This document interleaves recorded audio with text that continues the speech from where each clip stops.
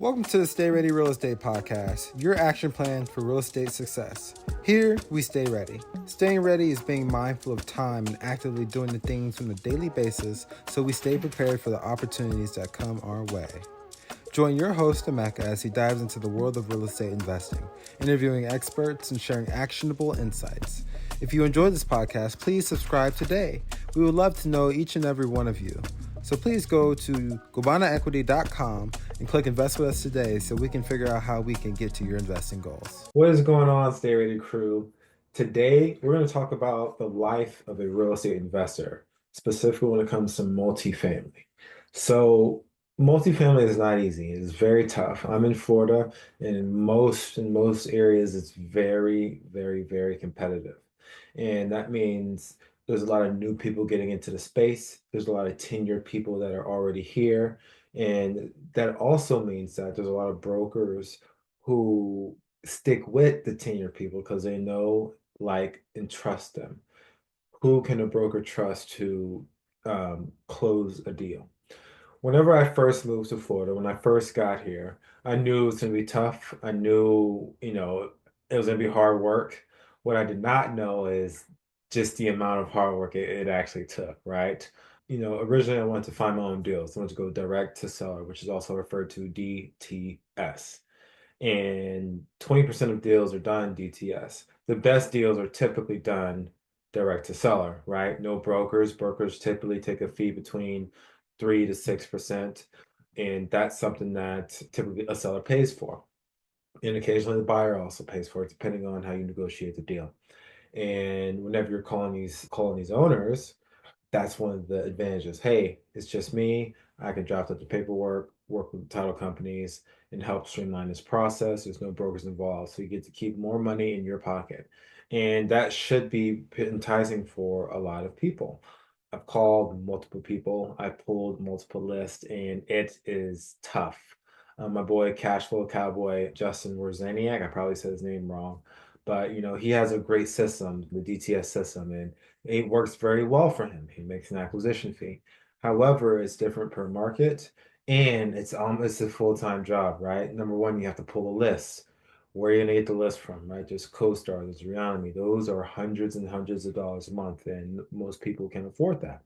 As well as, how are you gonna call? Are you gonna call yourself? Or are you gonna hire a cold caller, a VA? And that's also tough, right? If you hire a VA from the Philippines or Singapore, wherever they come from, you have to train them, right? All of them do not understand real estate. And when it comes to the owners that you have, just the social vibes of the market are completely different, right? Like I moved from Kansas City. The people in Kansas City are a lot different than the people here in Florida, right? In Florida are more direct. They want to get to the point. They'll hang up on you. They might even cuss you out. People in Kansas City, you might get a few of those. Most people in Kansas City, Missouri, or Kansas, they'll at least give you some time of day, right? They'll conversate with you, or they'll let you know, oh no, thank you. They're a lot nicer. Just period, point blank, they're a lot nicer. So, and another thing is, whenever you're cold calling people, that takes time, right? These lists, thousands of people. And how many people can you call a day? Most of us have a full-time job.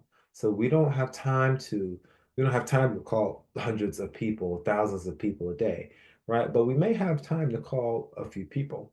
And even though we can always find time to call people. It's a game of numbers, right? How fast are you trying to get a deal, right? Typically speaking, every 100 calls, you get one call that's a maybe. And then in every 200 calls, you might get one yes, right? How quick can you call 200 people? Life gets in the way, family gets in the way, kids in the way. And that's a part of the game. And you're competing with people who might be living with their parents or might have a roommate, or they might have a part-time job because they know they want to be entrepreneur and they want to get in the real estate game, right? Real estate tough. This game is tough. And I call it a game, right? Some people might laugh at me, probably think I'm crazy, but it is a game. It's a challenge. It is a challenge that you're trying to overcome. And you're competing with some people who are in the game 100% of the time. So how tough is it being a multifamily real estate investor? It is tough. I have a team, right? A team of five, and we all have our own different roles, and all of us have a full-time job. But the way we make it work, we have 26 units here, is because we focus in on our roles and we do what we're good at, right? We have people who strictly focus on underwriting, acquisitions, and brokerage relationships, right? They focus just on that because they can't also focus on going to the property. They can't also focus on, contacting, reaching out to contractors, right? We have a different person for that. We have a different person with raising capital. We all try to raise capital and we all do our best to raise some, and we do raise. But if we have one person focused on that who has people ready to go, it makes life a lot easier. It makes taking down a deal a lot easier and smoother, right? Relying on a team is very important. Even with the team, how do you get the deal? Just because you have a team doesn't mean you're going to get the deal, right? Someone might have the broker relationship, but that took a while, right? I'm telling you, we're talking about how hard it is to be a multifamily investor and what it takes. It took 2 to 3 years for Nico with Small Axe Properties to get a property. He was talking to people and brokers and realtors and networking with other investors for 2 to 3 years before you got a deal. And sometimes it takes longer, right? I was blessed to use his experience and, his relationships to get a deal within, 10 to 11 months whenever I moved to Florida. I am the outlier, right? How are you going to learn how to underwrite a deal? You have to network, you have to research, you have to use YouTube is not going to help you that much, right? Whenever I moved to Florida, I called brokers. I called multiple brokers. I told them, I'm serious. I read multiple books. I was listening to all the podcasts, watching all the YouTube videos. I was reaching out to brokers, right? I called them, right? I didn't know anything I was talking about. It's so obvious. It is so obvious that I was a newbie and, they might entertain it briefly, right? But I didn't have a buy box, right? Whenever I was in Kansas City, I started calling brokers. I started calling brokers in like 5 different states. And, I thought I could do it, right? I had the time to give. I read the books. I read the books. I watched the videos and I thought I knew what I was talking about. But the reality is, everyone is ready until they get punched in the mouth. I called these brokers. They asked me questions with the cap rate you want to be, right? What's your buy box? What kind of style apartment are you looking for? What the unit size is? How are you gonna close the deal, right? They asked me all these questions. And I can tell them, no, I'll find out. That's not good enough. They are representing a seller, right? These sellers are coming to these brokers telling them, the brokers are telling the sellers that I'm going to help you sell your property at the highest and best price available, and which makes sense. And on top of that, we're going to make sure we're going to close. These multifamily deals don't close in, 25 to 30 days most of the time. Most of the time, it's 60 to 90 days. Now, let's say a broker tried to give me a chance and I don't have the money lined up. I look like an idiot, and they're not going to want to come back to me because they're not going to trust that I can close, right? Now I'm going to have to bring in a partner to vouch for me, and most likely the broker is going to talk to the partner instead of me because I already put a bad taste in his mouth. Being a multifamily investor is hard. It takes consistency on a daily basis. My entire team is working on real estate every single day. I'm looking at deals every single day. We're underwriting deals every single day. And that is what you're going up against, right? I know I'm going up against people who might be writing 1 or 2 deals a day, right? People who are not missing any days no matter what. They go on vacation and writing deals. And some people might think that's crazy. That might not suit them or you. But the reality is, it is a tough market. It's a tough market. It's a tough space. It's a small space too. It's not like a bunch of people are doing this. There's a very select amount of people who are doing this. And what are you willing to do to beat out the competition? What can you offer to beat out the competition? Because if you don't have a lot of money, that's where time comes in. That's where cash from other people come in, right? Who are your partners? Who are you going to bring in? Who are your investors?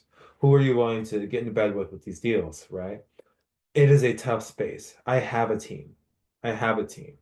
We're able to knock down large deals. We are making offers consistently. 10 units here, 7 units here, 28 units here, 30 units here, 40 units here, even new development projects. And it's tough. We're not just getting deals just because we have the experience now. we're still competing with other people who have a lot of cash. And you might be competing with people who don't know what they're doing, but they have a lot of cash and just willing to deploy it, right? Highest and best price is what these brokers are looking for.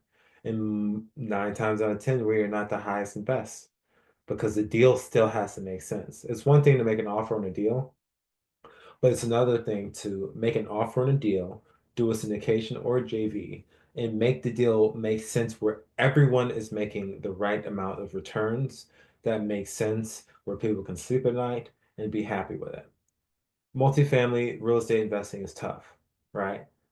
I can even go into single family, right? Single family sometimes is it's a lower barriers to entry, but because of that, there are so many more people in the space, right? Same kind of concept. Single family homes.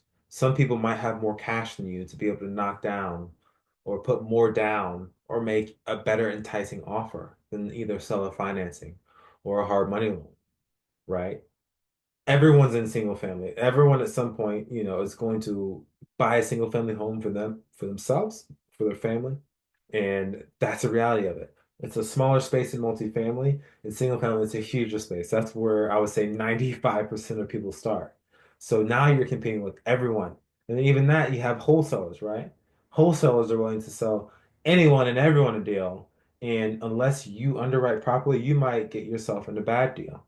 How hard is real estate investing? It is hard.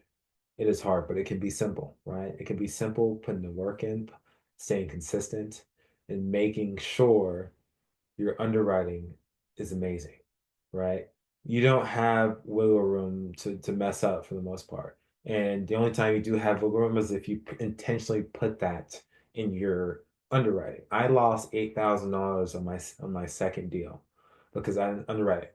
I didn't underwrite well, as well as I put rental appliances, rental fixtures. I made a flip look like a rental, which wasn't attractive to homeowners. So there's more than there's so many different little things when it comes to real estate investing, and you're never really going to know until you get punched in the mouth, right? The best thing you can do is still read, still watch the videos, still consult other people. Having a mentor, I would say, is going to be the most valuable thing that you can have, a mentor. Someone that you can reach out to who has done what you're trying to do or doing, and someone that you can bounce ideas from. And that's the best thing you can do because then you're going to mitigate so many risks, right? They're going to help you and hopefully they're going to tell you, yes, no, do that. That's a great idea. Or maybe I would do this. Or no, I made the mistake on doing XYZ. Mentor is great. It's a tough space. And experience is what's going to help you make it less tough.